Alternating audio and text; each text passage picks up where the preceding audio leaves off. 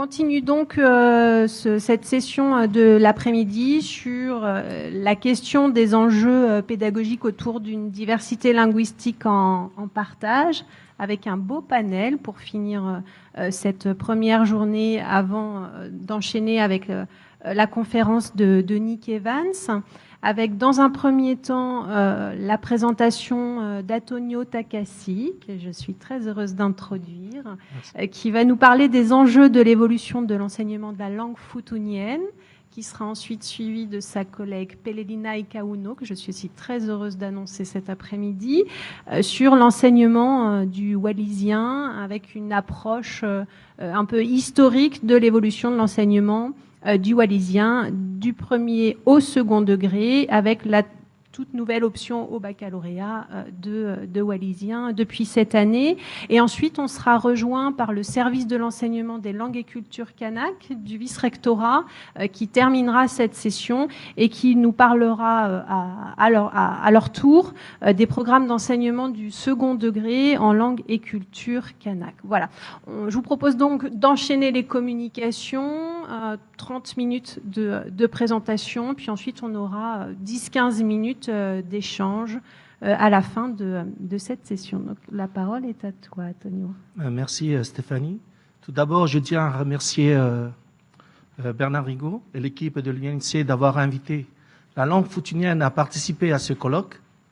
Merci beaucoup. C'est vraiment une invitation c'est un grand honneur pour la langue futunienne et vraiment valorisante pour ma langue qui est un peu perdue, isolée dans les territoires de Wallis et Futuna.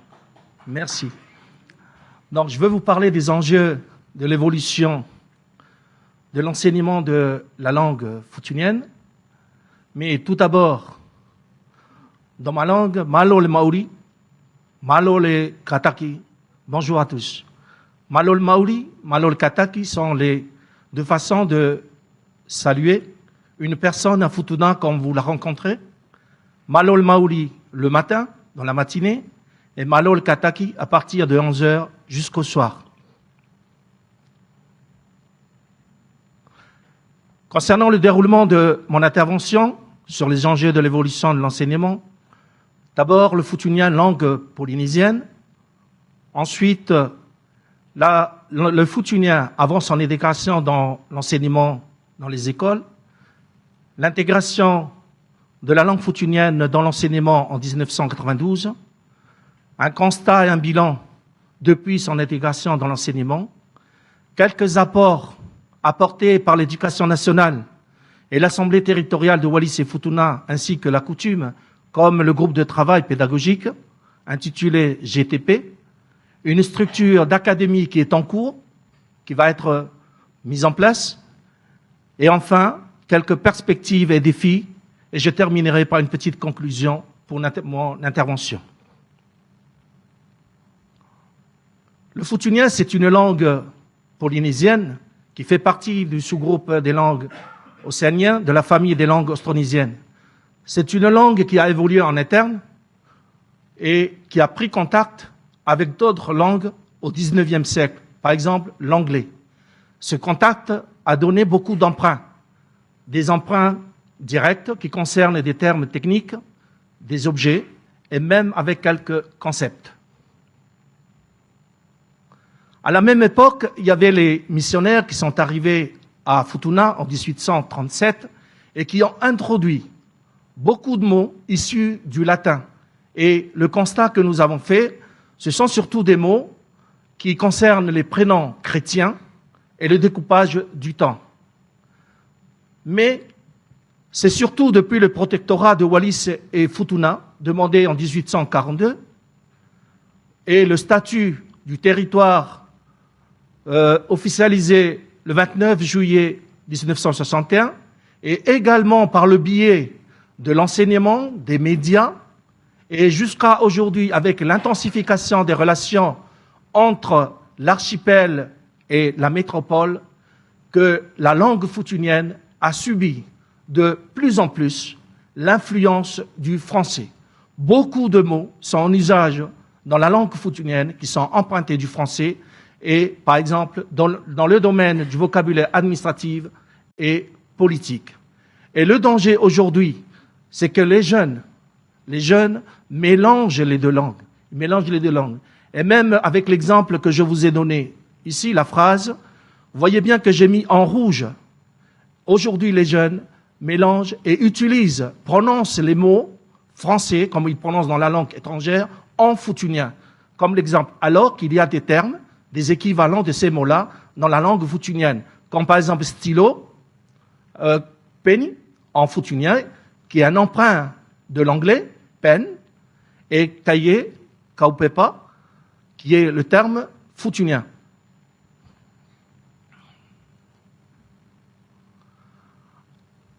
Avant 1992, la langue foutunienne n'était pas enseignée dans les écoles, mais elle était utilisée comme une langue d'accompagnement aux apprentissages scolaires. C'est-à-dire que l'enseignant, pour faciliter la compréhension et l'acquisition de certaines notions, peut avoir recours à la langue foutunienne. Mais la langue d'enseignement, la langue officielle, restait le français. Ce qu'on peut dire que, à cette époque-là, personne ne se souciait de culture, personne ne se souciait de langue. Pourquoi? Parce que la transmission intergénérationnelle se faisait régulièrement et toutes ces choses sont vraiment étanches et présentes dans la culture, dans la vie quotidienne du foutunien. Alors, c'est depuis 1992 que le foutunien a été intégré dans l'enseignement. Et son intégration dans l'enseignement a provoqué un intérêt croissant des chercheurs sur le plan universitaire qui a donné le jour à beaucoup de publications. Sur le plan culturel, je peux vous citer l'ouvrage de Daniel Frimigacci, édité en 1987, qui s'intitule La Terre Noire. La Tortue Odomushu, un autre ouvrage de récits, de textes de tradition orale, édité en 1995.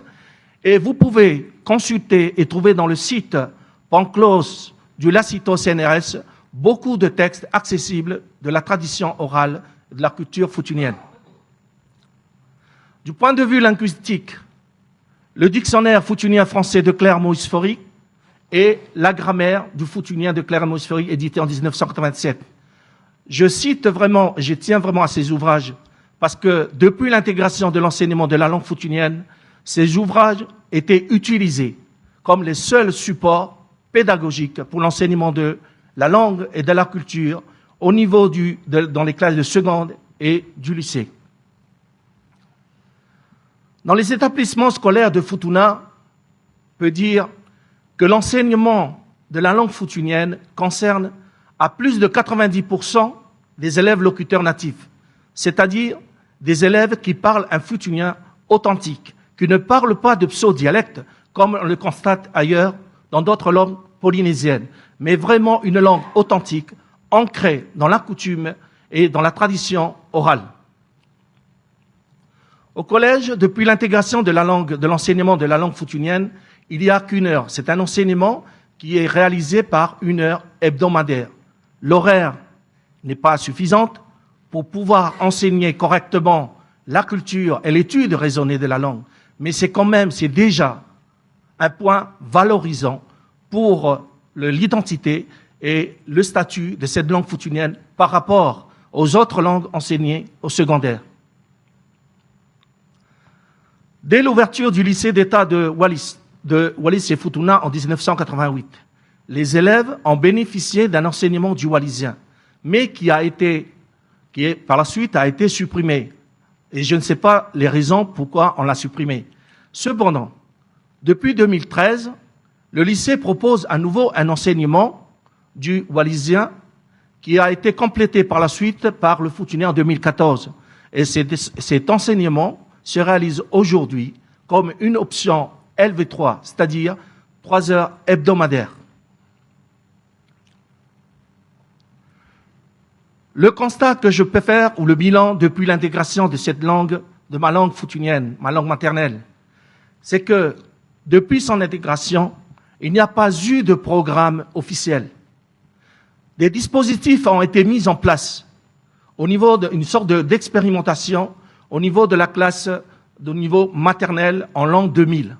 Et ce dispositif a l'avantage d'accueillir les enfants en petites sections, c'est-à-dire presque dans la langue maternelle, 90% de futuniens, 10% de français.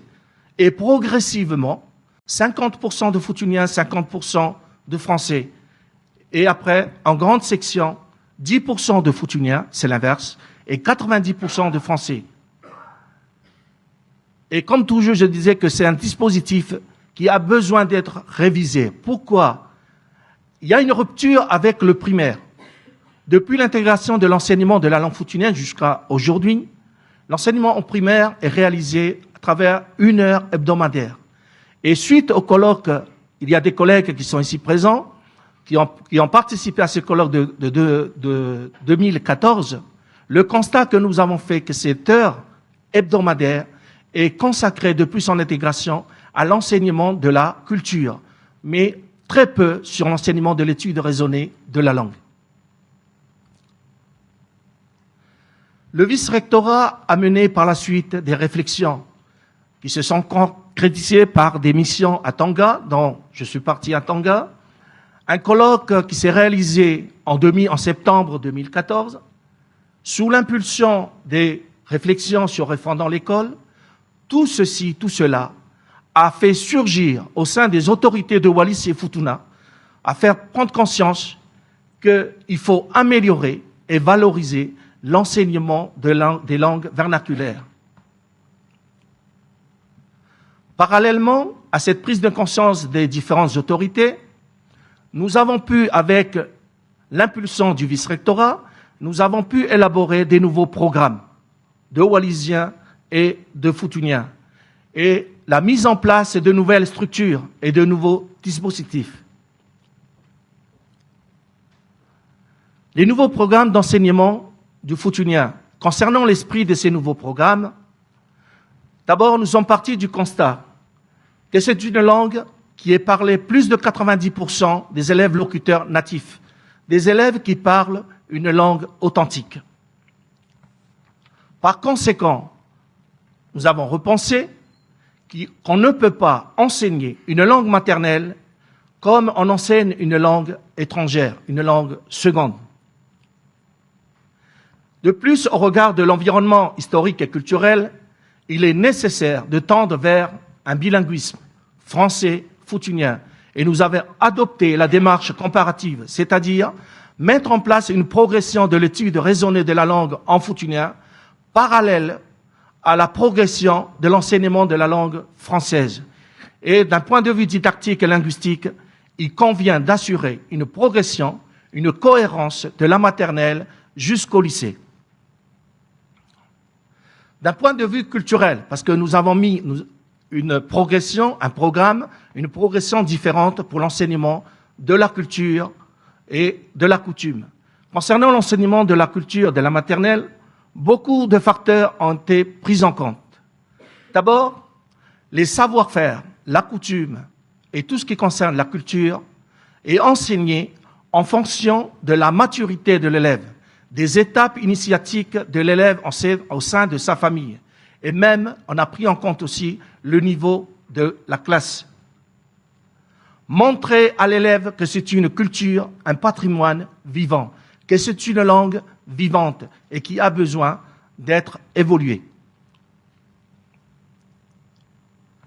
Concernant maintenant les apports de l'éducation nationale, comme je vous l'ai annoncé auparavant, le groupe de travail pédagogique, GTP, suite au colloque de septembre 2014, le vice-rectorat a mis en place un groupe de travail.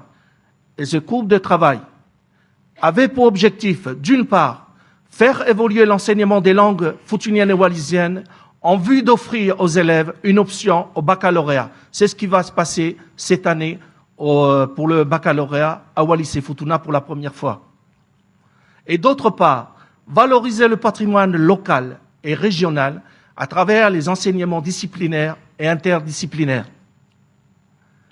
C'est un groupe de travail qui est composé d'enseignants du premier degré, du second degré, et des personnes qui ont une expertise sur la langue et sur la culture locale.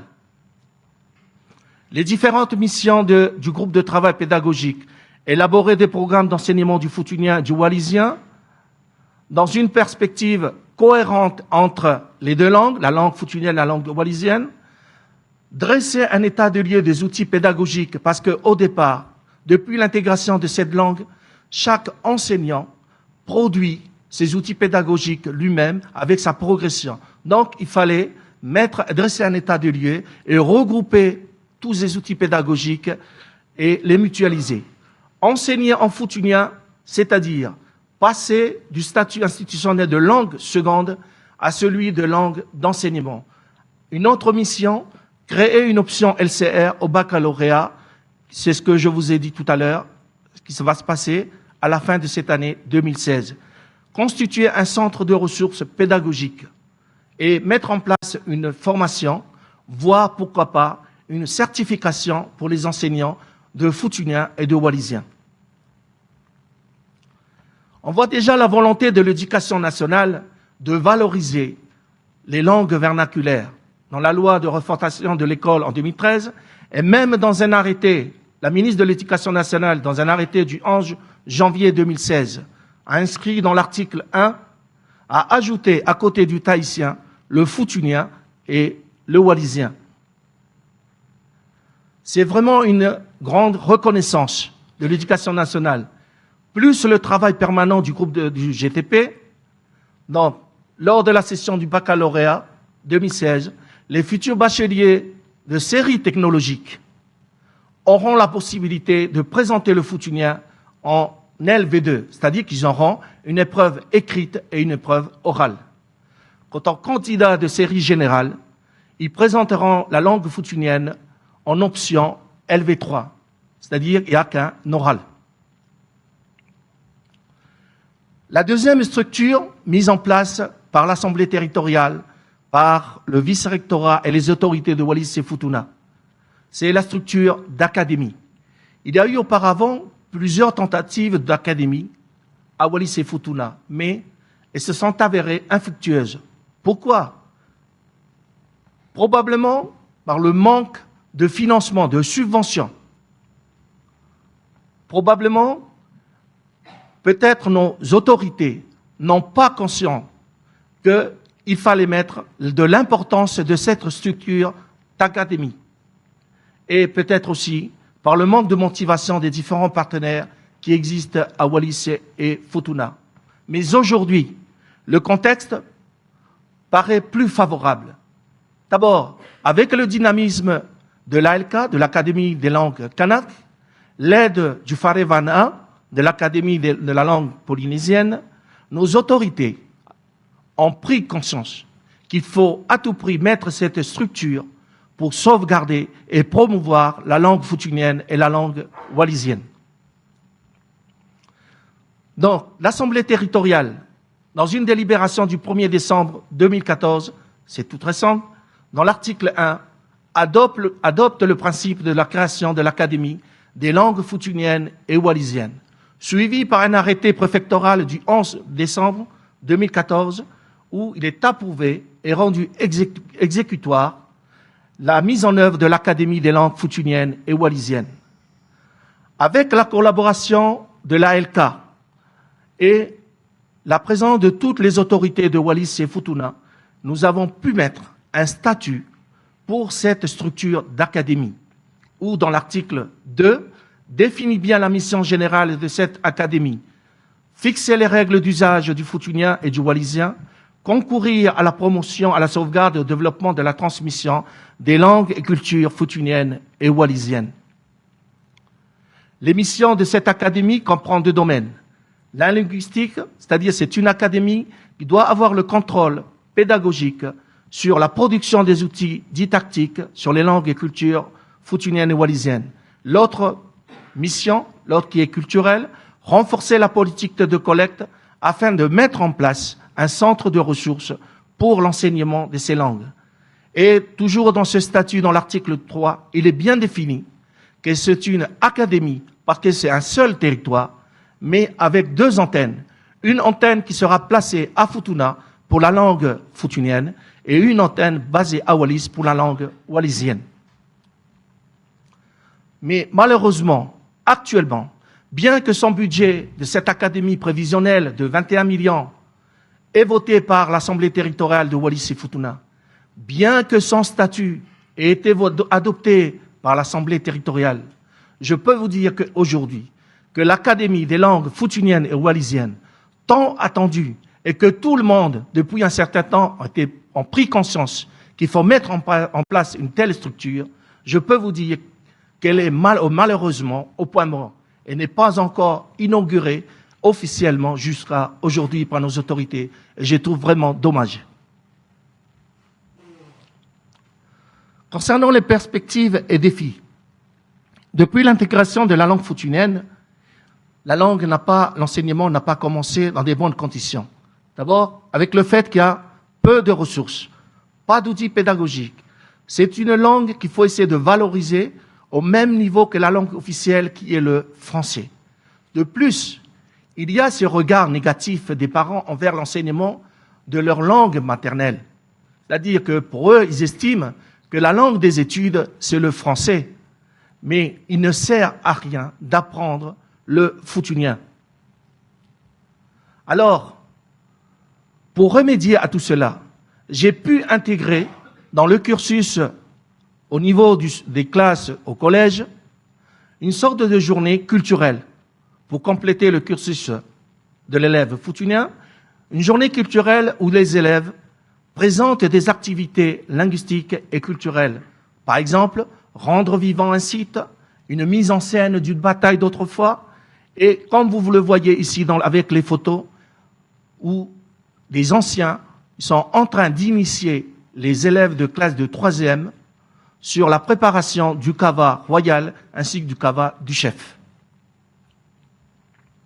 En 2014, grâce à l'impulsion du vice-rectorat, il y avait la mise en place des nouveaux programmes. Mais le vice-rectorat a donné l'accord de la création des classes patrimoine uniquement dans l'île de Futuna au niveau 4e et 3e. C'est un projet qui a vraiment établi une étroite collaboration entre l'équipe pédagogique des collèges et les parents d'élèves, le service culturel de Futuna, ainsi que les chefferies de l'île de Futuna. L'objectif de ces classes patrimoine, faire évoluer l'enseignement du futunien, transmettre aux élèves les savoirs culturels. C'est un projet, ce sont des classes qui travaillent sur différents projets et on va à l'encontre des anciens pour la transmission des savoir-faire. Offrir aux élèves des activités culturelles, initier les élèves par exemple, sur les danses guerrières, valoriser le patrimoine historique local et régional. Un exemple que je vais vous donner tout à l'heure sur la valorisation des sites historiques et archéologiques de Futuna. L'exemple que je veux vous montrer, c'est un exemple de travail réalisé par les élèves des classes patrimoine. Un exemple de travail, d'abord qui avait pour objectif valoriser les sites de Futuna. Ensuite, situer les sites sur la carte de Futuna avec des points de repère. Et troisièmement, un autre objectif qui est réalisé dans ce projet, travailler l'expression orale futunien, français et anglais. C'est-à-dire que les élèves, lors de la journée culturelle, se présentent comme le guide devant les chefferies et les parents d'élèves. Ils présentent l'histoire de chaque site aux parents et aux chefferies. Comme vous le voyez ici, rapidement, parce que je ne sais pas s'il me reste combien de temps, à droite, sur la carte, le rouge, c'est le point de repère du site, en vert, c'est le village, et à côté, vous avez la photo du site valorisé par les élèves. Et ici, rapidement, vous voyez, c'est une tombe royale d'un roi Malaevawa, du royaume de Alo, de Futuna. Ce roi a régné au XVIIe siècle. Et selon la tradition orale, ce lieu est le berceau de la royauté à Futuna. Symbolisé par la petite chapelle dans ce lieu, un guerrier qui s'appelait Musu Musu. Musu Musu, au XIXe siècle, c'est le lieu où Musu Musu a commencé à comploter avec ses hommes et avec l'autorisation du roi Niuliki, 6e roi de Futuna, d'aller assassiner le père Chanel, qui est arrivé à Futuna en 1837 avec la religion catholique. Sous cette croix, située dans le sanctuaire de Poi, se trouve la tombe de Musu, l'assassin du père Chanel. Selon la tradition orale, la tombe de Musu est la première tombe catholique du côté de Poi, du côté de Tua. Un four cannibale qui n'est pas bien nettoyé,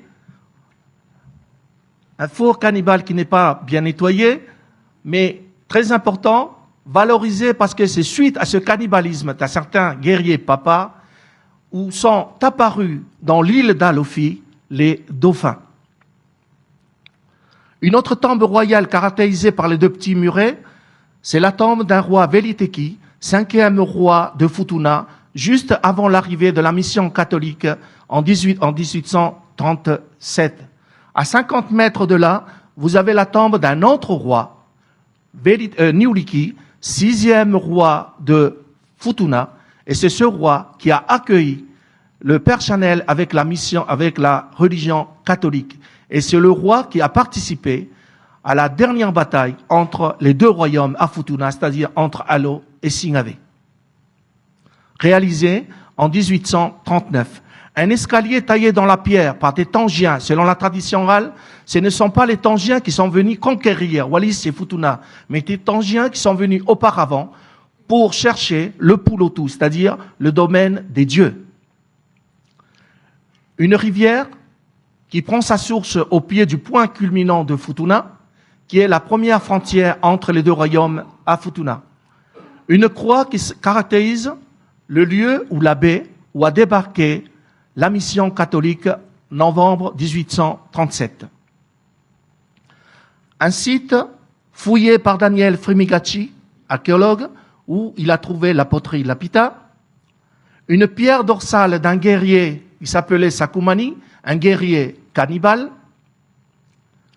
un rocher qui se situe maintenant en face de Futuna, mais qui a un récit qui raconte que c'est un rocher qui est parti de l'île d'Alofi, parce qu'il y a deux îles, l'île d'Alofi et l'île de Futuna, qui est parti de l'île d'Alofi et qui est venu s'installer devant le village de Tavaï, et enfin, l'endroit où s'est déroulée la dernière bataille entre les deux royaumes à Futuna, en août 1839.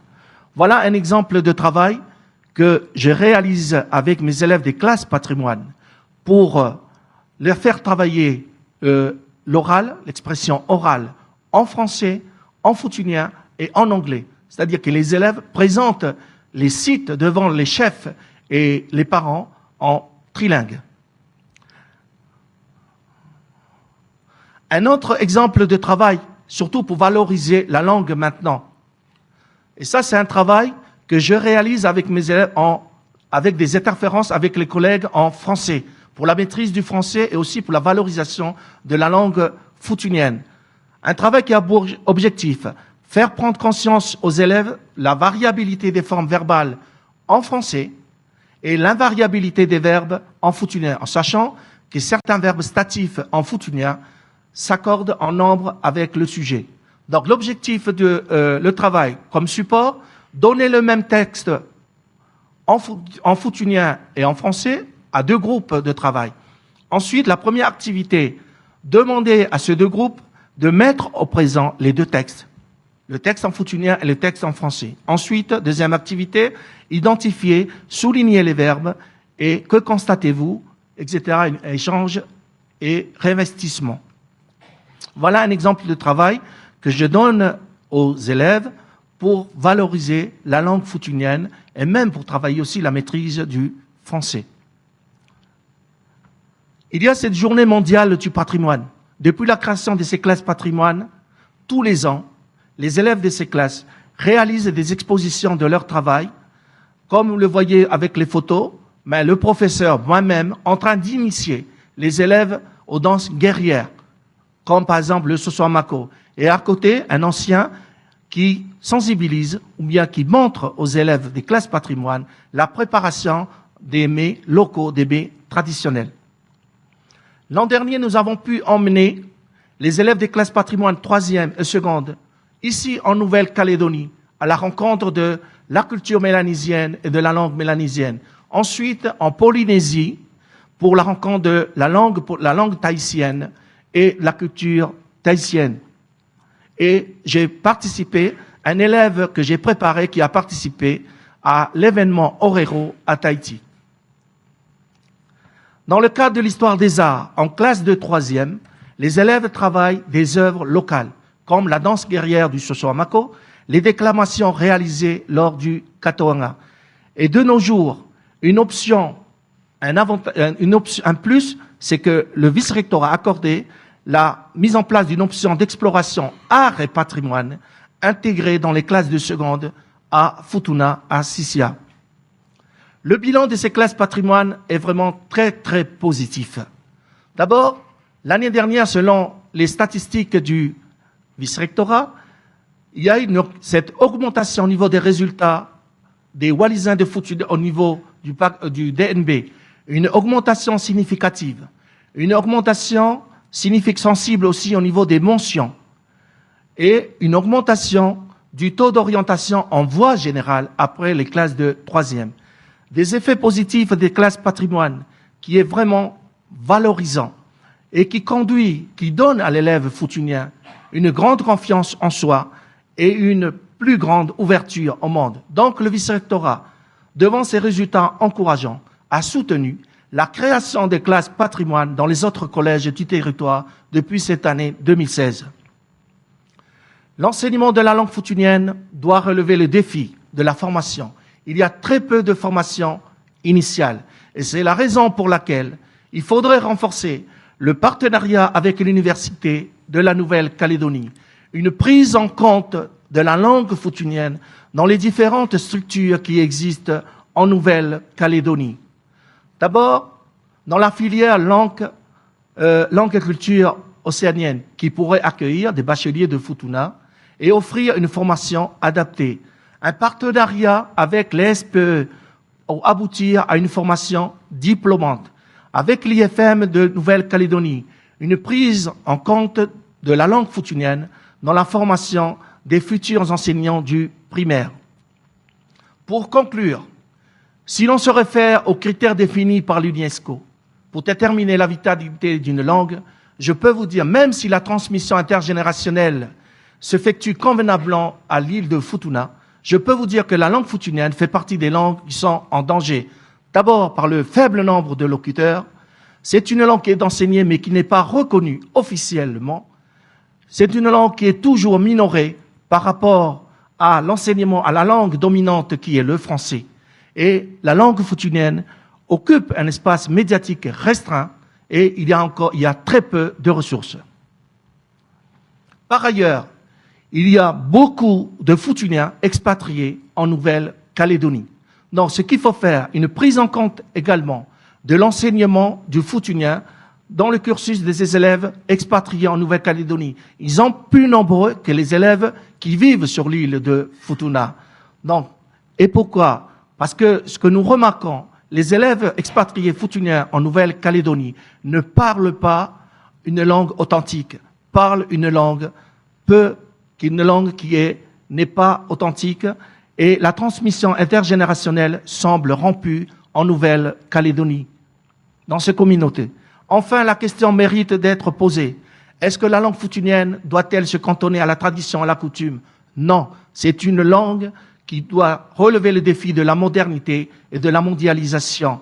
C'est une langue qui doit enrichir son vocabulaire. Et c'est pour ça qu'il est nécessaire et qu'on a besoin qu'on mette en place cette structure d'académie pour mettre en place des processus de création lexicale afin de limiter l'emprunt massif.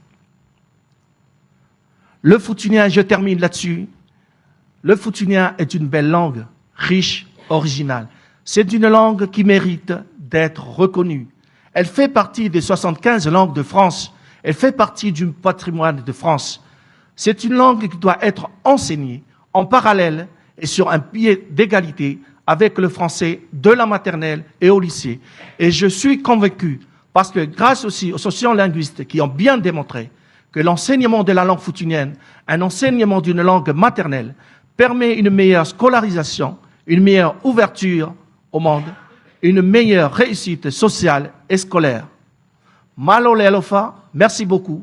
Malo le Fia Fakalongmai, merci de m'avoir écouté.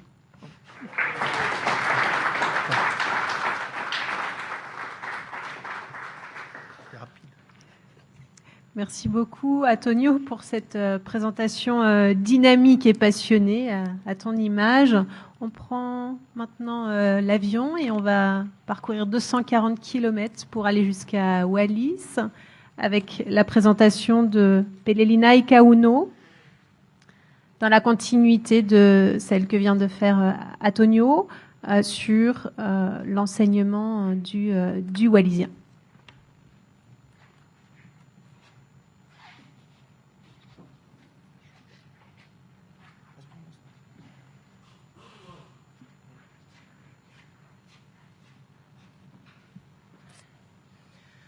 Malo si Stefana, feia pegi te fangonomai, takato kataki.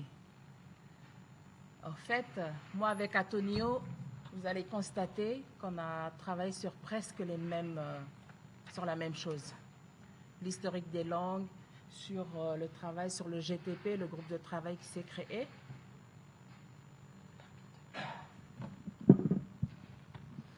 Alors, une présentation brève de l'île d'Ouvéa,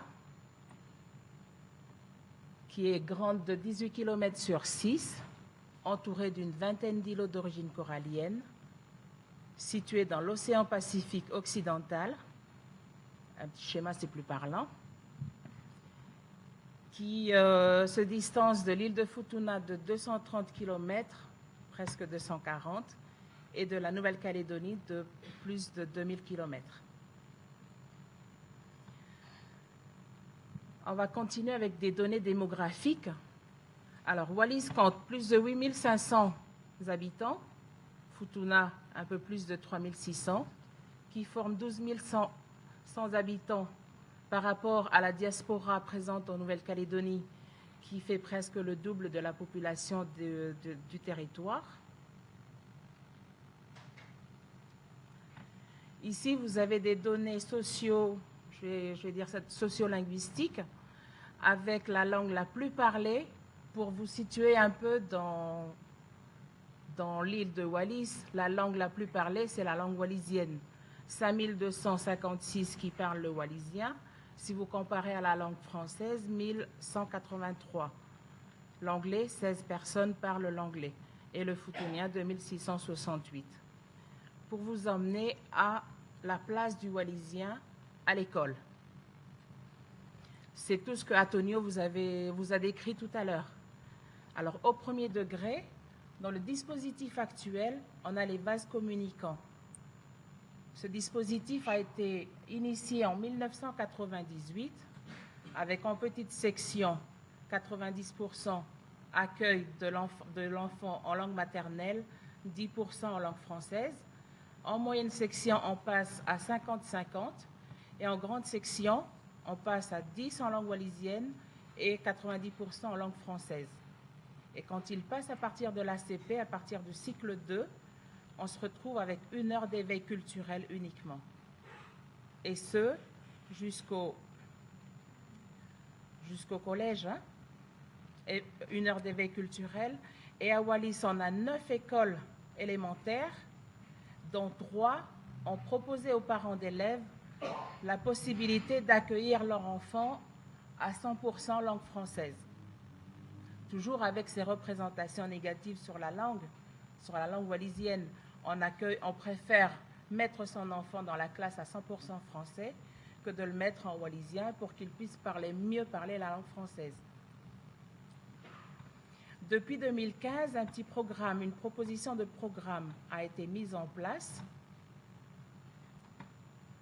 et vous constaterez qu'on a une masse de production par le bureau psychopédagogique de la DEC du premier degré, mais qui sont restés à l'état de livrets reliés, faute de moyens pour pouvoir les tirer en format livre normal. on passe à ce qui se passe au second degré, avec un horaire d'enseignement de 1 heure au collège de la 6e à la 3e. L'introduction de la langue wallisienne s'est faite à la fin des années 70, début des années 80, à hauteur d'1 heure par classe, et qui s'est poursuivie au lycée, à la création du lycée en 1993, avec 3 heures, mais qui s'est rapidement éteinte, je vais dire, en 2001, faute de moyens humains. À cette époque, c'était moi qui assurais l'enseignement au lycée, mais pour des convenances personnelles, j'ai demandé à travailler dans mon district, au district de Moua, et lorsque je suis partie, ils n'ont pas cherché à recruter une autre personne. Et ce poste est resté vacant pendant 12 ans pour être remis en place en 2013 avec 3 heures hebdomadaires et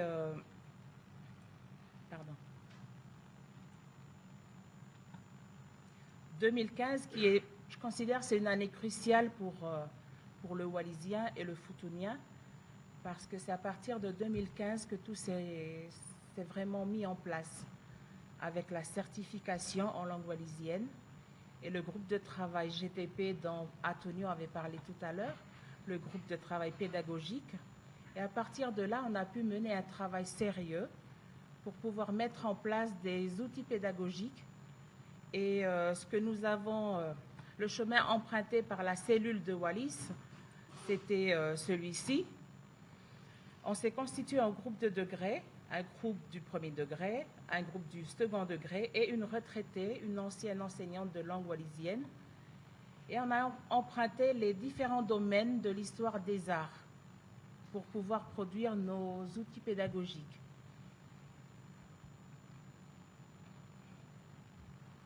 J'ai un autre... Pardon.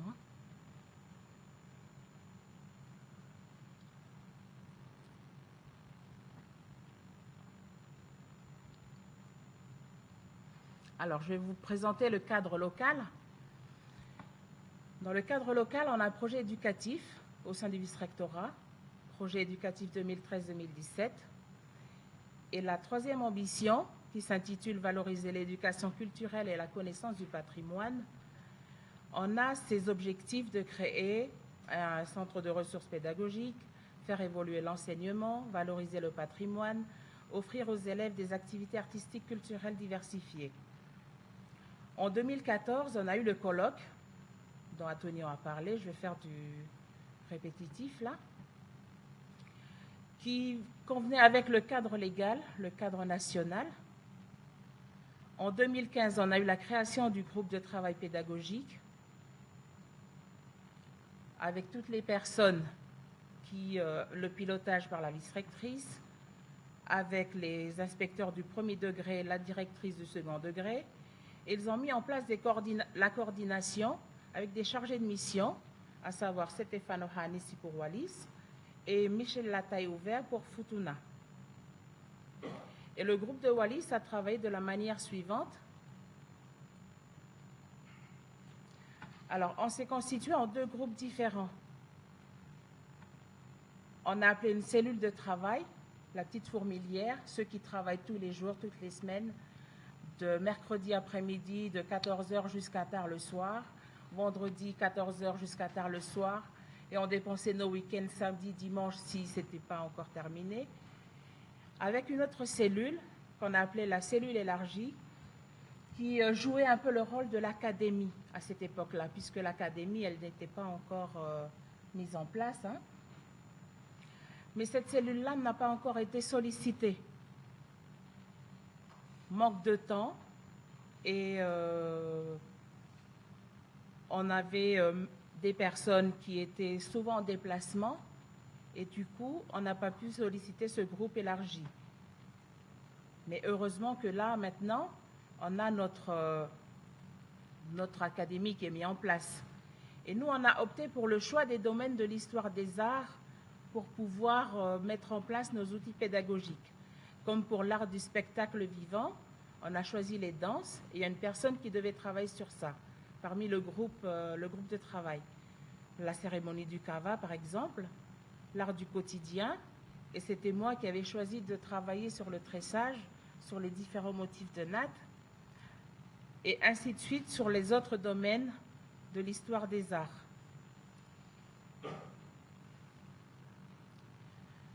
En 2016, on a eu la chance d'avoir cette option au bac, mise en place de cette option au bac. Mais en fin 2015, il était question que de la LV3 uniquement. Tout le travail de 2015 était basé sur la LV3 à mettre en place en 2016. Il s'est avéré qu'on avait fait une erreur dans notre travail avec notre inspecteur du premier degré et qu'on a oublié de lire une phrase dans les textes officiels qui disait que les séries technologiques ne pouvaient plus prétendre à la LV3 à partir de la session 2016.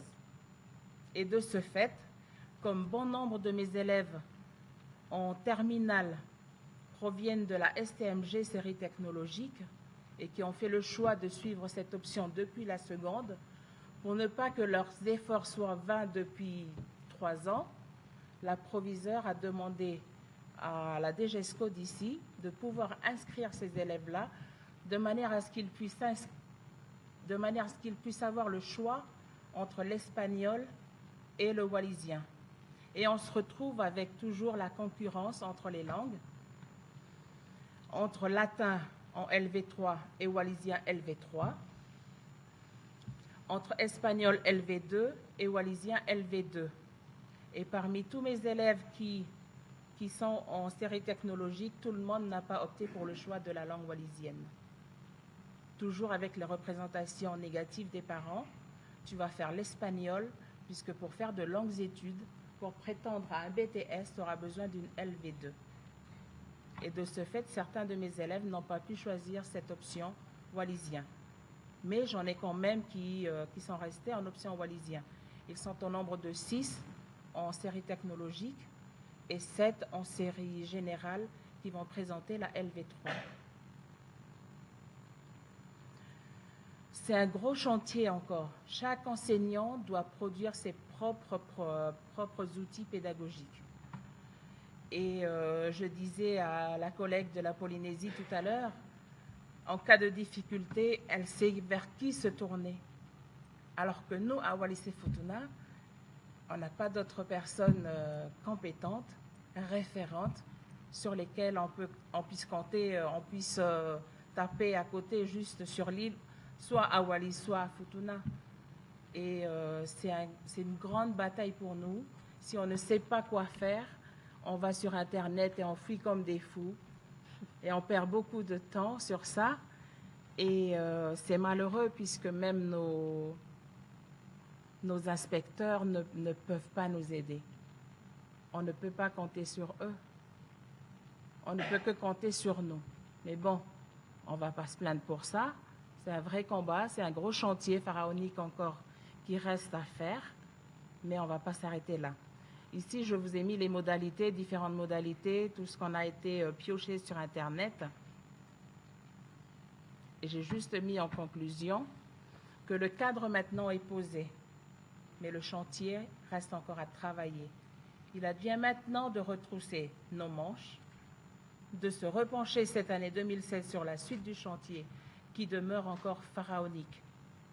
Le concours de toutes les forces vives, et je fais appel ici à toutes les personnes ressources présentes dans la salle, si vous voulez bien donner un coup de main à notre cellule de Wallisiens et de Futuniens de manière à pouvoir avancer dans nos recherches puisqu'on peine vraiment. Et là, c'est un appel au secours. Merci.